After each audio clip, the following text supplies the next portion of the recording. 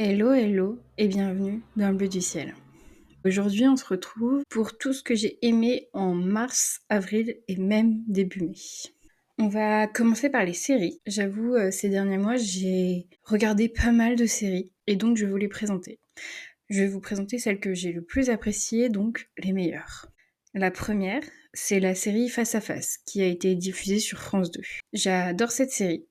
Je l'ai découverte l'année dernière avec la saison 1 et elle est, comment dire, drôle, rocambolesque et passionnante. Voici donc le résumé pour vous donner un peu l'eau à la bouche. Justine Rameau, juge d'instruction, et Eva Tancelin, commandante du SRPJ de Strasbourg, ne se connaissent pas. Méthode, caractère, objectif, tout les oppose. Pourtant, elles vont devoir travailler et vivre ensemble. À la mort de leur père, elles se découvrent demi-sœurs et colocs. J'aime tellement la relation entre les deux sœurs, mais surtout le fait qu'elles soient vraiment l'opposé l'une de l'autre. J'adore leur relation, mais aussi celle qu'elles entretiennent avec les autres personnages, qui sont vraiment tous géniaux. Bref, j'adore cette série et je vous la recommande chaudement. J'ai aussi vu Antraci, qui est une série Netflix et une histoire vraie inspirée du suicide d'une secte, celle de l'Ordre du Temple solaire. Dans cette série, l'histoire démarre en 1994, avec le suicide collectif d'une secte installée dans un village des Alpes, ce qui défraie la chronique. 30 ans plus tard, une femme tuée selon les rituels de l'étrange communauté met à feu et à sang l'équilibre précaire trouvé par les habitants. J'adore les séries policières et celle-ci ne m'a pas déçue. C'est une série un peu perchée mais super bien écrite. Le suspense est à son comble et tient jusqu'à la fin. Il y a de nombreuses histoires qui s'entremêlent et les personnages sont hyper attachants, un peu excentriques mais super drôles. J'ai adoré. On poursuit avec une autre série Netflix, The Gentleman, dans laquelle Eddie Hornimam hérite soudainement du vaste domaine de son père avant de découvrir que celui-ci fait partie d'un véritable empire du cannabis. Pour couronner le tout, de dangereuses figures du crime organisé veulent leur part du gâteau. J'ai aimé cette série qui est un mix entre The Rios et Family Business. Une série hyper rythmée, esthétiquement pas mal, avec un côté très loufoque et même absurde, mais qui sert totalement l'intrigue. Tous les personnages sont hyper bien construits, c'est vraiment drôle, et surtout on se demande toujours ce qui va bien arriver, et surtout comment ça va se finir. J'ai vraiment apprécié cette série, mais je ne vais pas vous mentir. Je l'ai avant tout regardée pour les deux acteurs principaux, qui sont Theo James, alias 4 dans Divergent, et Kaya Scodelario, Effie dans Skins. On finit les séries avec une série italienne, Blanca. Toujours une série policière, on ne me changera pas. Pour vous donner un peu de contexte, on suit Blanca, une jeune femme aveugle qui peut enfin réaliser son rêve, devenir consultante pour la police, malgré le scepticisme de ses nouveaux collègues. Si Blanca ne peut pas voir ce que tout le monde voit, elle entend ce que personne d'autre n'entend. J'adore cette série pour les personnages qui sont attachants, adorables, complexes, et surtout les histoires entre les uns et les autres sont géniales. Et Blanca est tellement résiliente, inventive, c'est un personnage que j'adore.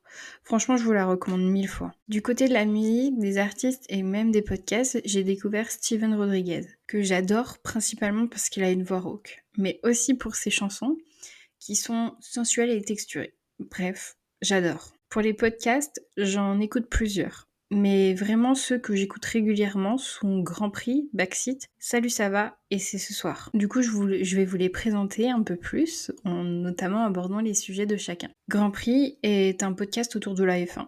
En réalité, il s'agit d'abord d'une émission Twitch qui explique et donne de nombreuses informations complémentaires après un Grand Prix, ce qui me permet de mieux comprendre et de mieux lire ce sport, parce que je dois avouer que je suis encore un peu novice sur le sujet. Ensuite, Backseat est également une émission sur Twitch qui, elle, vulgarise la politique. Ce sont des chroniqueurs qui se rencontrent très régulièrement dans le but de parler politique, d'expliquer ce qui se passe en politique, mais aussi d'expliquer les lois, les recours, les institutions. C'est une émission que j'apprécie et que je trouve particulièrement intéressante parce qu'elle permet de comprendre beaucoup et surtout d'être bien informé. Le troisième podcast est celui de la youtubeuse Je ne suis pas jolie ou Léa, qui, toutes les 2 semaines, prend le temps de parler d'un sujet soit de santé mentale, soit d'entrepreneuriat. J'aime beaucoup ce podcast car il aborde de nombreux thèmes, mais surtout il se base sur l'expérience. Et ça, j'adore parce que je trouve ça plus personnel, plus compréhensif. S'il vous intéresse, n'hésitez pas à l'écouter. Et le dernier podcast que j'écoute régulièrement, c'est en réalité une émission diffusée sur France 5. C'est une émission diffusée sur France 5 qui se nomme C'est ce soir. C'est une émission de débat du service public qui aborde de nombreux thèmes différents, notamment des sujets de société, que je trouve hyper intéressants. Les derniers que j'ai écoutés étaient à propos notamment de l'éducation et de la télé-réalité. Je les ai trouvés hyper intéressants. Vos lectures, j'ai pas mal lu, mais j'ai surtout relu. Du coup, je vais vous présenter seulement ce que j'ai lu pour la première fois et adoré. Si vous voulez des avis un peu plus détaillés, n'hésitez pas à aller voir mes bilans lecture sur mon TikTok Anaïs Bleu. Commençons par l'As de pique de Morgane Moncon, que j'ai oublié de mettre dans mon dernier bilan lecture alors que je l'ai adoré. C'est la suite de l'As de cœur que j'ai lu en début d'année ou fin d'année dernière, je ne sais plus. En tout cas, j'ai adoré que ce soit l'un ou l'autre. L'As de cœur raconte l'histoire de Lévi, joueur de poker qui va rencontrer une femme mystérieuse qui va devenir son allié. Mais comment vous dire que ce résumé ne rend pas vraiment justice à cette histoire? Ce livre est un mélange d'amour, de mensonges et de trahison. Et surtout, des retournements de situation à chaque chapitre. Ce livre est définitivement génial. Et j'ai poursuivi ma lecture avec le 2e tome qui se concentre sur l'un des personnages secondaires, qui paraît très froid dans le premier, mais pas tant que ça dans le 2e. Cette histoire est géniale et également tout aussi haletante. Je vous la recommande. J'ai fini la saga Les Dieux du Campus avec les 2 derniers tomes, Silas et Scott. Et franchement, cette saga est sans aucun doute devenue ma préférée. On est sur de la romance contemporaine qui se déroule aux États-Unis avec des romances hétérosexuelles, mais également homosexuelles. Et tous les personnages masculins principaux font partie d'une équipe de hockey. Chaque histoire aborde des thèmes très forts, très actuels. Ces thèmes souvent durs sont amenés avec une bienveillance sans nom, sans aucun jugement. Et franchement, j'ai adoré et je vous la recommande chaudement. Je suis aussi retournée dans un univers surnaturel avec Secret McQueen, une héroïne comme je les aime, sarcastique, un peu particulière puisqu'elle est à la fois loup-garou et vampire. J'ai lu les 3 premiers tomes et je dois dire que je ne suis pas déçue. Si vous aimez Mercy Thompson ou Les Vampires de Chicago, alors vous allez adorer cette héroïne qui va devoir gérer 2 mondes bien distincts qui ne s'apprécient guère. J'ai également lu Colide de Balcabra. J'espère que je prononce correctement le nom de l'auteur. C'est une romance sur le hockey. Ne me demandez pas pourquoi je lis autant de romances sur le hockey. Je ne sais pas. Enfin si, c'est parce que c'est ce qui se fait le plus. Bref, là n'est pas la question.